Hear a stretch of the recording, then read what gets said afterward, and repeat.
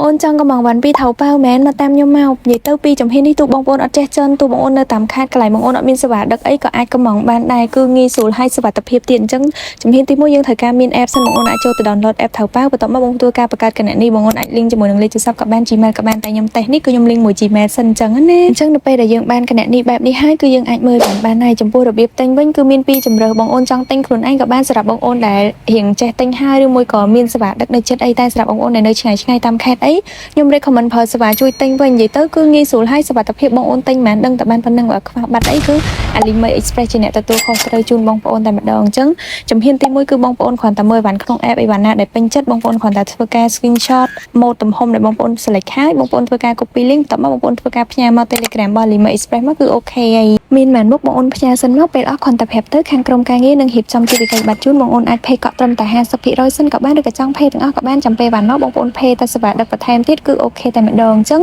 មិនថាបងអូននៅតាមខេត្តទេគឺយើងអាចរៀបចំដាក់ផ្ញើជូនតាមរយៈបន្ថែមដូចជា NT តបានទៀតណាអញ្ចឹងបងអូនដែលនៅឆ្ងាយៗហើយចង់ order បានពីចិនអីកុំភ្លេចតាក់ទងមក Alimi Express ណាអរគុណបាយបាយ